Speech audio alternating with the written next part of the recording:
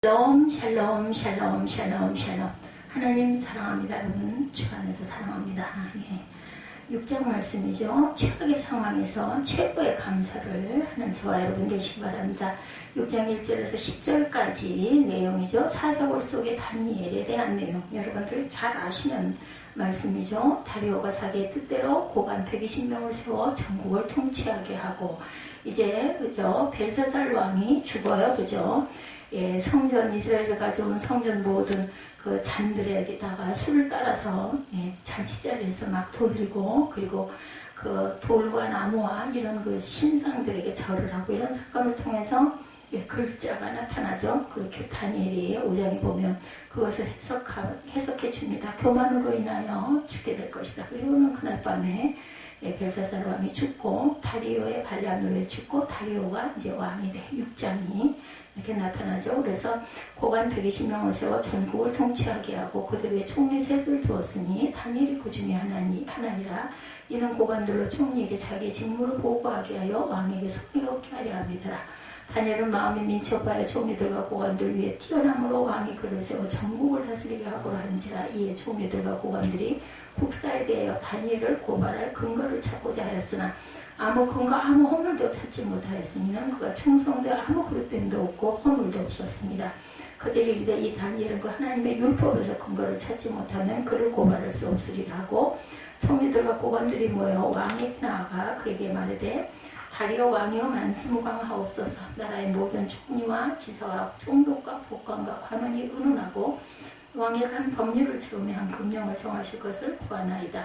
그것은 곧 이제부터 30일 동안에 누구든지 왕이 어떤 신에게나 사람에게 무엇을 구하면 사자굴에 던져놓기로 한 것이니, 그런지 왕이 원하건대 금령을 세우시고 그 조서에 왕이 도장을 찍어 메대와 바사와 고치지 아니하면 규례를 따라 그것을 다시 고치지 못하게 하옵소서 하며, 이에 다리오 왕이 조서에 왕의 도장을 찍어 금령을 내니라. 다니엘이 조서의 왕의 도장이 찍힌 것을 알고도 자기 집에 돌아와 윗방에 올라가 예루살렘을 향하여 창문을 열고 전에 하던 대로 하루에 3번씩 무릎을 꿇고 기도하여 그의 하나님께 감사하였더라. 이 사건으로 인해서 그 사자굴에 던져지는 그런 역사, 그리고 죽지 않는 부분, 그것을 다시 한번 또 깨닫게 되는 살아계신 하나님, 이런 부분이죠. 최악의 상황에서 최고의 감사를 우리는 더욱 드리게 됩니다. 우리의 삶 속에서 최고의 감사는 과연 무엇일까요? 그러나 일국의 힘든 상황에서 살고 있는 이 시대에, 이 힘든 상황 속에서 그럼에도 최고의 감사는 무엇일지, 우리는 무엇을 감사할까? 감사할 게 무엇이 있을까?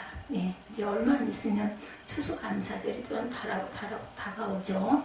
물질의 농사의 추수감사도 감사하지만 영적인 추수감사 우리가 준비해야 될 줄로 믿습니다. 그렇게 감사거리를 산에서 산삼 찾듯이 찾지 말고 성경에서 감사의 사람을 찾아서 묵상해 보는 것이 더욱 좋지 않을까 하는 생각이 듭니다. 구약 성경의 대표적인 감사의 사람을 들려면 다니엘, 오늘 본문의 주인공이죠. 다니엘은 조국이 망하고 난 뒤에 바벨론의 포로로 끌려가서 평생을 70년 동안을 총리로 있었어요. 어쩌면 시대를 가장 잘못 만든 사람인데, 그러나 다니엘을 살펴보면 가장 어둡고 힘든 시대를 살았지만 감사 정신으로 시대를 일깨운 사람. 다니엘의 감사 정신은 패배감에 젖어 살던 이스라엘 민족을 깨웠을 뿐만 아니라 당시에 세계 최고라고 교만하던 바벨론 왕까지 감동을 시킵니다. 오늘 본문은 다니엘이 힘든 바벨론 궁중 생활을 하면서 하루 3번 기도 생활을 잊지 않고 계속해서 그에게 닥친 위기입니다. 다니엘을 시기하던 정적들이 다니엘을 넘어뜨리려고 다니엘의 기도 생활을 은밀하게 공격하죠. 그들은 다니엘이 없는 시기를 틈타 왕에게 가서 왕을 꼬드겨 왕 이외에 어떤 신이나 사람에게도 기도를 하거나 청탁을 하면 사자굴에 집어넣는다는 특별법을 만들어서 공표해버립니다. 이것은 사실상 다니엘을 잡기 위한 특별법이었죠. 근데 다니엘은 이 법을 자기를 옥죄에 올릴 것을 알면서도 집에 가서 예루살렘 쪽을 향하여 창문을 뻔히 열고 하루 3번 기도하죠. 10절이죠. 다니엘이 이 조서에 왕의 도장이 찍힌 것을 알고도 자기 집에 돌아가 윗방에 올라가 예루살렘으로 향한 창문을 열고 전에 하던 대로 하루 3번씩 무릎을 꿇고 기도하며 하나님께 감사하였더라. 다니엘은 아무도 이것이 마지막이구나 하는 것을 진정하면서도 마지막 기도를 드린 거죠. 그런데 그때 드린 다니엘의 기도가 바로 감사 기도였다는 사실입니다. 다니엘의 감사는 감사 생활의 원리를 잘 가르쳐 줍니다. 마음만 바꾸면 감사할 수 있죠. 그죠? 예, 코로나19에도 불구하고 나를 지켜주시고, 이 코로나19가 1년이 넘었어요. 그죠? 예, 그런데도 아직까지 코로나에 걸리지 않고 건강하게 할 것을 할 수 있게 해주신 하나님 감사합니다. 이렇게 감사합니다. 다니엘은 뭐 잘못한 것이 없었어요. 공직생활도 깨끗하고 하나님 앞에 경건생활 또한 철저했습니다. 하루에 3번 기도한다는 것이 바벨론에서 쉬운 일이 아니었을 거예요. 더구나 공직생활, 지금으로 보면 직장의 메인 몸이기도 하죠. 그런데도 다니엘은 어려운 중에도 믿음을 지키고 기도생활도 철저히 합니다. 그렇다면 하나님의 복을 주셔서 모자랄 판이 아닌가. 예, 복을 주셔도 모자랄 정도로 예, 대단한 그런 감사. 그런데 하나님은 다니엘에게 복을 주시기는커녕 다니엘이 사자밥이 될 그 위기까지 몰려가게 합니다. 내 오래 둔 것이 아닐까. 정적들이 다리오 왕 앞에 특별법 만들자고 아부할 때 전능하신 하나님이 아부하는 입술을 막아버리면 어땠을까. 그렇게 했어야 되지 않았을까. 그런데 하나님은 그 순간에도 가만히 계셨다라는 것. 이런 사태 앞에서 다니엘은 하나님 앞에 불평해도 모자랄 판국인데 오히려 감사를 하고 있습니다. 그렇다면 다니엘은 무엇을 감사했을까? 그 감사 내용이 성경에 나오지는 않지만 우리는 짐작하죠. 다니엘은 기도한 죄 때문에 죽으려면 죽으면 죽으리라는 각오를 한 거죠. 죽겠다라는 각오라니 그동안 하나님이 베풀어 주셨던 은혜가 너무나 커서 그 사실을 발견하고 하나님 앞에 감사한 겁니다. 마음을 바꿔 생각해보니 바벨론은 포로로 잡혀왔지만 총리까지 높여주시고 그동안 여러 위기가 있었지만 그때마다 하나님께서 살려주신 일, 무엇보다 우상이 가득한 바벨론 궁전에서 야훼 하나님을 섬길 수 있었던 일, 이 모든 것이 하나님의 은혜였고 하나님의 섭리이셨다는 것. 그래서 하나님 앞에 감사합니다. 다니엘은 하나님 앞에 불평이 저절로 나오는 환경이지만 마음을 바꾸어 먹으니 똑같은 상황에서 감사할 수가 있었다는 거죠. 그래서 다니엘의 감사는 최악의 상황에서 최고의 감사를 올립니다. 그러므로 우리가 기억할 것은 감사는 마음만 바꾸면 감사는 어느 곳에나 있습니다. 언제나 가능합니다. 어떤 상황에서도 가능하죠. 시대를 잘못하고 났다고 불평을 하는 청년이 있었어요. 청년은 지금은 개천에서 용인할 수 없는 시대며 불합리한 사회 구조 때문에 가난한 가정에서 태어난 자신을 절대로 성공할 수 없다고 생각했다고 합니다. 그래서 별다른 일이나 노력을 하지 않고 그냥 되는 대로 살았다고 그래요. 하루는 그의 친구 중에 매우 성공한 사업가가 찾아옵니다. 자네가 얼마나 부자인지 내가 이제부터 알려주겠네. 자네 손가락 하나당 1,000만 원을 쳐줄 텐데 몇 개나 자르겠나. 아무리 돈이 없어도 그건 실례. 그럼 한쪽 팔에 5억을 쳐주겠네. 이건 어떤가. 그런 제안을 받아들일 사람이 세상에 어디 있겠나. 아무래도 액수가 너무 적은가 보고 그렇다면 한쪽 눈당 10억을 쳐주지. 청년은 그것도 싫다고 합니다. 이제 자네가 얼마나 많은 것을 가졌는지 알겠나. 아직도 가진 것이 없다고 불평하며 살 텐가. 지어낸 이야기겠지만 우리가 이미 가진 것이 많다라는 거죠. 즉 생각만 바꾸면 우리에게 얼마든지 감사의 조건들이 많다라는 것입니다. 예, 그 가을이면 어떤 교회는 아주 아름답게 그 교회에서 바라보이는 그 공원, 요즘에는 그 공원들을 끼고 교회들이 쓴 곳들이 많아요. 보면은 그 시에서 만든 공원이죠. 본인들이 만든 공원이 아니라. 그래서 교회에 오시는 분들은 정말 그 공원이 너무나 아름답고 평화롭고 멋있다고 칭찬을 한다고 합니다. 예, 그런데 관리는 시에서 다 해주니 얼마나 이 교회는 좋겠어요. 실제로 공원 단풍 날마다 구경하고 운동기구도 이용하고 마음대로 사용해도 아무도 뭐라고 하지 않고, 그러니 뭐 정말 우리 집 앞마당이다 해도 좋을 정도이죠. 예, 그 아파트 단지 또 그 자신의 그 단지 바로 앞에 이렇게 운동기구를 놓고 산책을 할 수 있는 산책로가 있고 이런 곳들이 있는 그런 아파트들이 많이 있습니다. 아주 가까이 바로 앞동으로. 예, 그러면 얼마나 또 풍광이 아름답습니까? 예, 가을이면 단풍도 보일 곳이고 길도 보이고 또 가로등들도 예쁘고 저도 그런 곳에서 산 기억이 납니다. 근데 시에서 매일 아침이면 청소 부분에서 그 공원을 깨끗이 청소해주고 내 돈 안 들이고 교회 정원 관리를 하는 셈이다. 이런 기쁨에 감사가 있었다고 합니다. 어느 교회에. 예, 그래서 어떤 분은 또 전셋집에 산다고 너무 기죽지 말라. 전세금 주었으면 2년 동안 내 집 아닌가. 주인도 2년 동안은 나에게 나가라 뭐라 하지 못한다. 이런 마음을 먹은 그런 분. 그러므로 마음만 바꿔 먹으면 원망거리 옆에 있는 감사거리를 볼 수 있다는 것. 우리 인생은 마음을 어떻게 먹느냐가 정말 중요합니다. 그래서 우리의 마음은 고물창고가 될 수도 있고 보물창고가 될 수 있죠. 부정적이고 지속적인 생각을 하면 고물창고가 되고, 긍정적이고 순결한 생각을 하면 보물상자가 내 마음 안에 자리합니다. 우리의 마음을 긍정적으로 가꾸고 감사로 가꾸면 마음이 보물상자가 되죠. 인생이 행복해집니다. 우리 마음을 감사로 잘 갖고 나아가는 신앙생활을 하시기 바랍니다. 하나님의 지체를 또한 우리는 감사해야 되죠. 10절 이하에 전에 하던 대로 하루 3번씩 무릎을 꿇고 기도하며 그의 하나님께 감사하였더라. 이 부분을 영어로 보면 praying and giving thanks before his God. 직역을 하면 하나님 앞에서 기도하고 하나님 앞에서 감사하고 찬양했다. 이런 뜻이죠. 다니엘은 지금 감사할 조건이 없어요. 그럼에도 감사할 수 있는 이유는, 감사할 조건은 하나도 없지만 그러나 가장 중요한 것은 그에게는 하나님이 계시기 때문에 감사할 수 있습니다. 그래서 어떤 조건을 감사하는 것이 아니라 하나님 자체를 감사하는 것. 지금까지 이끌어오신 하나님, 그 하나님이 자신의 최후도 이끌어 주실 것을 믿고 감사하는 거죠. 당신은 무엇에 감사하는가? 우리는 보통 하나님이 주신 복에 감사합니다. 건강, 물질, 명예, 권세, 자녀 등 하나님께서 나에게 주신 것들에 대한 감사를 하죠. 그래서 무엇이 생길 때마다 마치 자녀들이 부모에게 용돈을 받으면 감사하는 것처럼 요즘에는 용돈 줘도 당연한 것으로 여기지 감사 안 합니다. 한 달에 얼마? 그러면 그거 안 주면 왜 입금 안 했어요? 이렇게 얘기하죠. 보내면 말이 없습니다. 잘 받았으니까. 안 주면 그걸로 인한 불편이 말도 못하죠.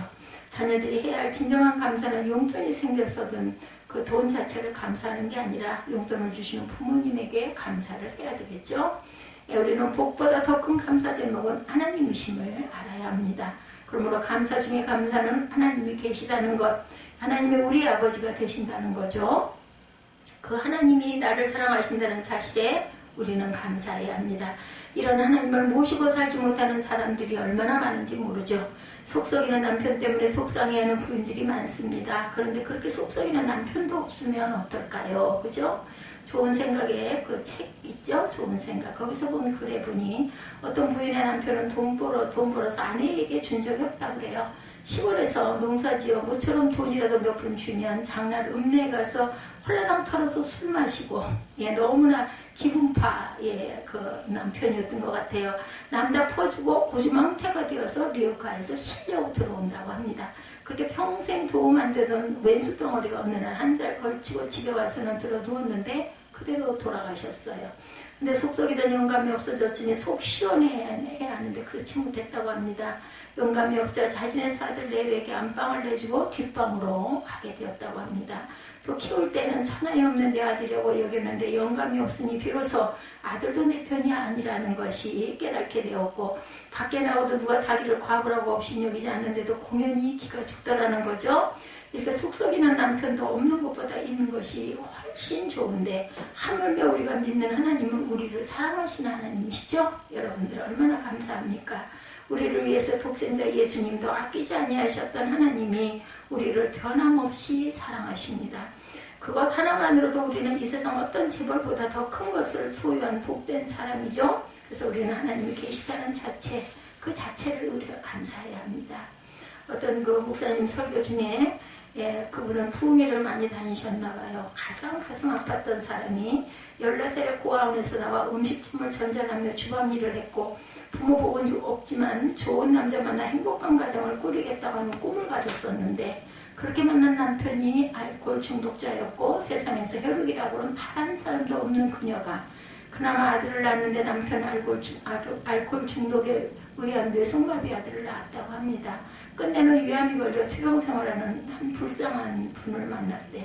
그 여자가 울면서 이 목사님에게 말씀을 하는데, 하나님이란 분이 계시다면 어떻게 한 사람이 이런 불행이 한꺼번에 오도록 이렇게 한꺼번에 몰려오도록 하십니까? 도대체 하나님이 계시다고 하면 왜 이렇게 이런 슬픔만을 나에게 안겨주실까요?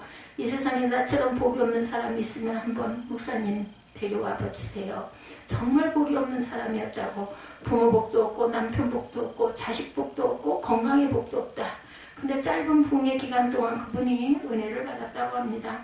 환경이 변한 것도, 남편이 변한 것도, 자식이 변한 것도, 자기 건강 상태가 좋아진 것도 아님에도 불구하고 마지막 날 눈물을 흘리면서 내 생각이 틀렸습니다. 그래도 하나님은 나를 사랑하시네요 하고 고백하더랍니다.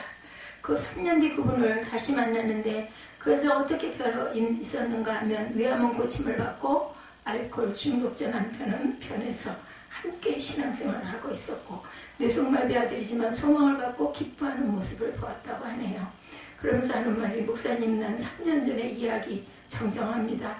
이 세상에서 나처럼 행복한 사람이 있다고 하면 나오라고 하세요. 무엇이 그 자리를 그렇게 바꿔놓았을까요? 그것은 바로 예수가 그의 마음속에 들어갔기 때문에 예수님이 그녀의 환경을 바꿔놓고 그의 생각을 바꿔놓으셨습니다. 그럼 우리는 이 세상의 다른 시시한 것들보다 예수님이 나의 구주 되신다는 사실 하나만으로 충분하고 감사해야 합니다. 감사 습관으로 늘 드리던 감사. 다니엘은 전에 행하던 대로 기도했고 전에 행하던 대로 감사했어요. 다니엘은 오늘만 특별히 감사 기도를 한 것은 아닙니다. 그는 늘 하루 3번 기도했는데 그때마다 감사 기도를 드렸다고 해요. 그런데 오늘도 평소처럼 감사 기도를 드리죠. 본문 10절의 뜻입니다. 다니엘은 감사 습관이 몸에 배어있던 사람이었어요. 예수님의 광야에서 5,000명을 보리떡 2개와 물고기 5마리로 먹이신 기적도 어디에서 출발했어요? 예수님의 감사 기도로 시작이 됐었어요. 그때 예수님의 감사 기도는 평소에 식사하면서 늘 드렸던 감사 기도를 그날도 5,000명을 앞에 두고 한 사람 도시락만으로 감사 기도를 드린 것입니다. 예수님도 감사 습관을 몸에 배이도록 하셨어요. 이렇게 감사하는 습관, 우리도 감사하는 습관을 기르십시다. 추수감사절기 우리에게 감사 습관을 기르라고 우리에게 훈련시키는 절기가 아닐까 하는 생각이 듭니다. 아직 뭐 많이 남았죠. 이제 그 부활절 감사를 드렸으니 이제 추수감사 그 절기가 몇 달 남았습니다. 그럼에도 불구하고 감사를 생각을 하다 보니 이제 추수감사 절기가 생각납니다. 추수감사절 하나님의 베풀어 주신 은혜를 발견하도록 기도하고 풍성한 감사, 진정한 감사가 되도록 우리가 기도하십시다. 감사를 습관하여 감사가 체질이 되면 어떤 복이 있을까? 인생이 행복해지죠. 감사가 행복해지는 습관이라면 불포행은 불행해지는 습관이라는 것. 세상에 불행해지기 위한 훈련을 하는 사람은 아무도 없습니다. 그렇다면 행복해지기 위해서 감사가 습관이 되도록 훈련을 해야 합니다. 우리의 감사의 태도는 우리 주위의 모든 사람들의 삶의 활력소가 되고 교회에서는 모든 사람들의 영적 생기를 부여하게 되죠. 감사의 태도는 긍정 바이러스를 불러일으켜서 사람들을 창조적인 방향으로 이끌게 합니다. 그래서 감사는 우리로 하여금 좀 더 잘 일하게 하고 좀 더 잘 생각하게 하고 내 자신에게는 자신감을 불어넣어 주시죠. 그러므로 우리는 하루를 시작하면서 새로운 날을 주심을 감사해야 합니다. 아침에 일어나면 오늘도 죽었구나 불평의 말로 시작하지 말고 그보다 주님 새로운 날을 선물로 주시니 감사합니다. 이렇게 감사하십시다. 찬양으로 시작하는 하루, 감사로 마감하는 하루하루가 된다면 그의 삶은 하나님의 축복으로 가득 찰 것입니다. 그러므로 행복하게 살려면 감사를 연습하고 훈련해야 되겠죠. 하나님이 감동하시고 특별한 복을 그렇게 감사할 때 주십니다. 특별한 감사는 특별한 감동이 당연히 있겠죠. 은혜를 얼마 안 남긴 목사님이 간증입니다. 그분은 추수감사절이 되면 두 사람 추수감사헌금이 특별히 기억이 남는다고 말씀하시더래요. 다들 어렵게 살던 개척교회 시절에 어느 여집사님의 감사헌금 하고 싶은데 너무 가난해서 가진 것이 없으니까 자기 자신의 머리카락을 잘라서 팔아서 감사헌금을 하더랍니다. 또 다른 한 분은 감사헌금을 하고 싶은데 할 게 없으니까 자신의 피를 뽑아가지고 그 피 푼 돈을 감사헌금으로 드리려 합니다. 그래서 목사님이 불러서 야단을 쳤다고 그래요. 집사님 내가 언제 추수감사주일날 헌금하랍니까? 언제 머리카락 잘라 감사하고 헌금하랍니까? 언제 목사가 피 팔아서 헌금하라고 그럽니까? 남이 들으면 욕합니다. 근데 그 두 분이 이렇게 대답하더랍니다. 행복한 우리들의 마음을 왜 몰라주십니까? 너무 감사해서요. 하나님의 은혜가 어찌 그리 감사한지 어떻게 표현할 수가 없습니다. 그렇게 어려움 중에 가난함 중에 그 힘든 중에 감사했더니 하나님이 그 두 장을 크게 축복하신 것을 보았다고 합니다. 최악의 상황에서 최고의 감사를 드린 다니엘은 하나님이 축복하신 것처럼 우리가 힘든 상황이지만 최고의 감사를 드리면 하나님이 감동하시고 복을 주시겠죠. 다니엘의 감사는 최악의 상황에서 감사할 수 있다는 것을 보여줍니다.